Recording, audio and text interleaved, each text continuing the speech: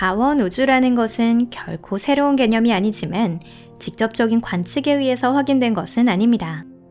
하지만 어쨌든 간에 이 개념은 과학의 새로운 지평을 열었으며 몇 가지 미해결 문제에 대한 해답으로의 길로 우리를 이끌고 있습니다. 그리고 그 중에는 대담한 가설도 주장되고 있습니다. 여러분 안녕하세요. 예를 들면 우주끼리 서로 흡수하고 있을지도 모른다는 가설이 있는데요. 이건 우리들의 우주도 예외가 아닙니다. 이 우주도 다른 우주를 여러 개 흡수한 적이 있었을지 모르고 또한 흡수당했던 일이 있었을지도 모릅니다. 여러분, 여기는 토픽입니다.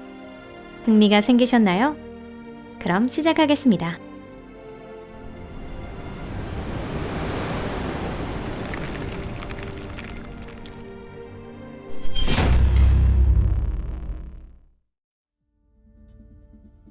무엇이 우주를 팽창시키고 있을까?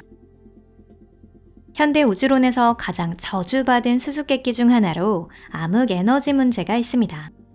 지금까지 이 채널에서 암흑에너지를 주제로 한 영상을 몇 개 정도 올려놓았으니 여기서는 간단히 복습하는 정도로만 이야기해 보도록 하겠습니다. 암흑에너지란 우리의 우주를 가속해서 팽창시키고 있는 무언가입니다. 지금까지의 상식으로는 빅뱅 시대부터 시작된 공간의 팽창이 시간이 지남에 따라 잠잠해질 것이라는 주장이 이어졌는데요. 하지만 그런 일은 일어나지 않고 있습니다. 게다가 우주는 점점 가속하며 팽창을 이어가고 있죠. 암흑 에너지에 대해 더 이상의 정보는 하나도 없습니다. 그 정체는 아무도 모릅니다. 또한 왜 이렇게나 긴 시간 동안 휴면 상태에 있었는지조차 알 수 없는데요. 현재의 계산에 의하면 우주의 가속 팽창은 불과 50억 년 전에 시작되었다고 합니다. 그리고 이것이 최종적으로 어떤 상황을 가져오게 될지 밝혀지지 않았습니다. 암흑 에너지의 힘이 계속해서 커지게 되면 최종적으로 모든 물질을 잡아찢고 입자 간의 상호작용이 성립되지 않게 되는 그런 일이 일어나게 되진 않을까요? 아니면 언젠가는 팽창이 멈추게 될까요? 혹시 어쩌면 팽창이 수축으로 바뀌게 될까요? 어떤 문제에 대해서도 답은 나오지 않고 있습니다. 암흑 에너지 문제와 때려야 뗄 수 없는 관계에 있는 것이 우주 상수 문제입니다. 그 실제 값은 과학자들의 예측보다 120짜리나 작다고 하는데요. 여기서 문제가 되는 건 진공의 성질을 특징 짓는 우주 상수가 우주 팽창에 의한 은하의 분산에 직접적으로 영향을 끼치고 있다는 것입니다.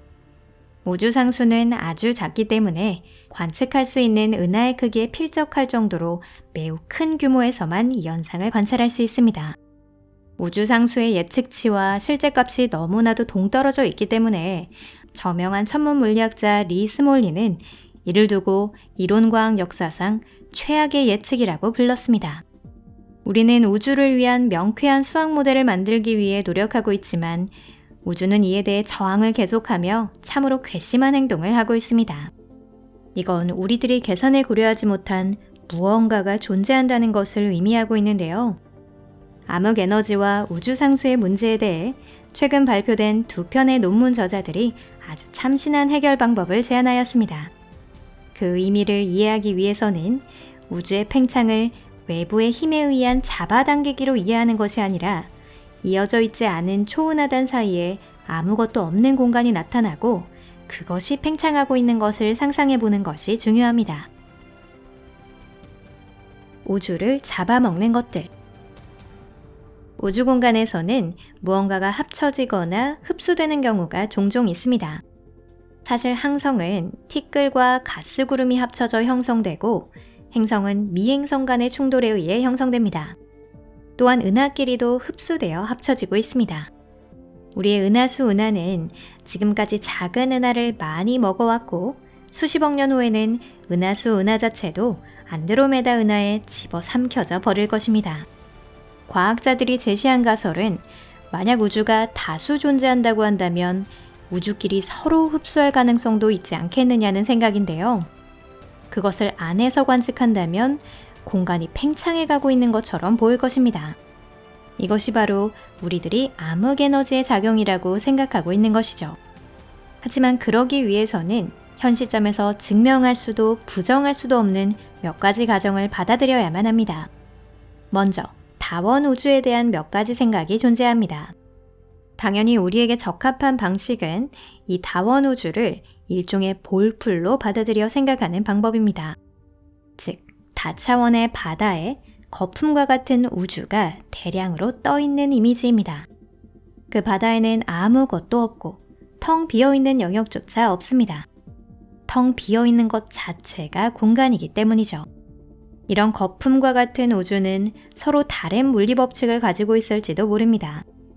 이런 우주들에서는 4개의 기본 상호작용의 색이나 빛의 속도라는 상수가 서로 다를 가능성이 있습니다. 만약 이런 거품끼리 서로 충돌했을 경우 블랙홀끼리 합쳐지는 것과 같은 대변동이 발생합니다. 바깥쪽에 있는 관측자로부터 보면 충돌한 우주의 총 질량보다 조금 가벼운 새 우주가 형성되는 것에 불과합니다. 충돌하면서 물질의 일부가 에너지의 형태로 증발하기 때문이죠. 그리고 충돌한 우주의 안에 있는 사람들이 어떻게 될지에 대해서는 아무것도 말할 수 없습니다. 아마도 에너지가 방출되고 그 후 반드시 공간의 팽창 속도가 급가속될 것입니다. 어떤 우주가 다른 우주에 삼켜지게 되면 천체는 무사히 있을 수 있을까요? 그건 2개의 우주가 가진 물리법칙에 얼마나 차이가 있는지에 달려 있습니다. 차이가 큰 경우에는 아마도 삼켜진 쪽의 우주에 있는 항성과 행성은 강한 우주에 흡수되는 과정에서 붕괴할 가능성이 높을 것입니다. 그리고 우주가 안정되어 있기 때문에 오랜 시간 걸쳐 존재 가능한 물리상수의 조합이 아주 미미하다는 견해도 있는데요. 만약 이 가설이 맞다고 한다면 운 좋게 우주의 충돌을 극복할 수 있는 천체가 있을지도 모릅니다. 그건 어느 우주도 물리법칙이 거의 동일하기 때문이죠. 그럴 경우 어떤 희귀한 항성이나 행성이 말 그대로 다른 우주로부터 찾아올지도 모릅니다. 여기서 몇 개의 이상현상에 대해 언급할 필요가 있는데요. 예를 들면 지구로부터 천칭자리 방향으로 190광년이라는 비교적 가까운 곳에 HD 140283이라는 항성이 있습니다.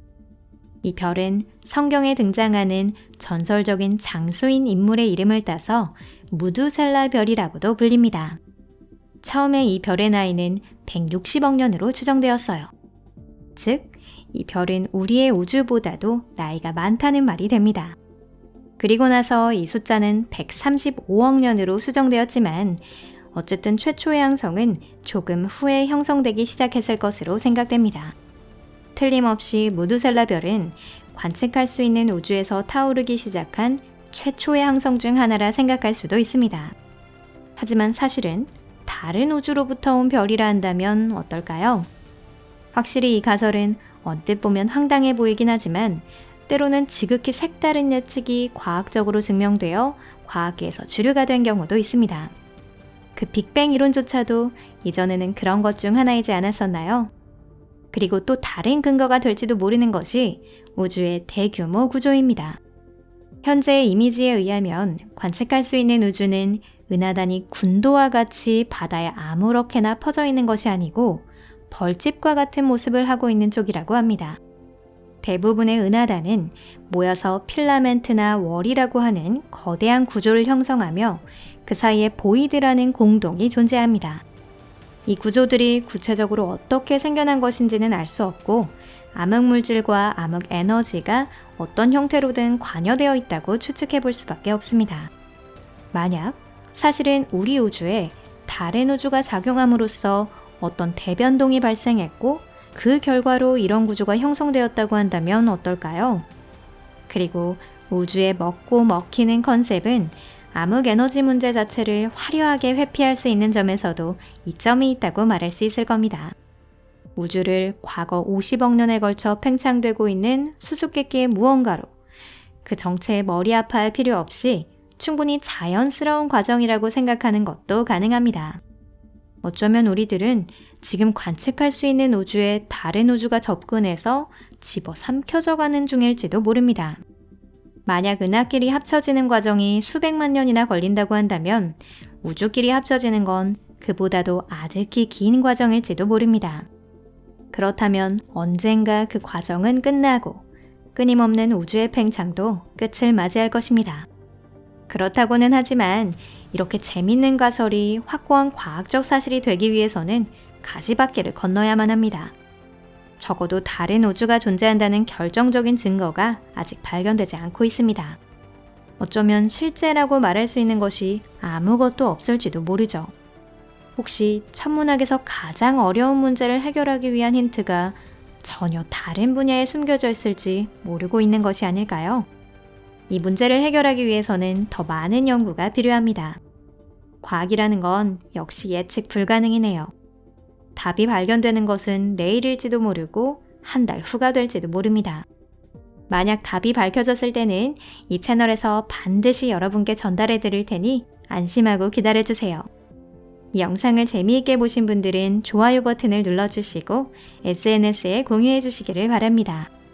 그 보답으로 저희는 감사의 마음을 담아 새로운 영상을 전달해 드릴 것을 약속할게요. 그럼 여러분 곧 다시 만나요. 안녕히 계세요.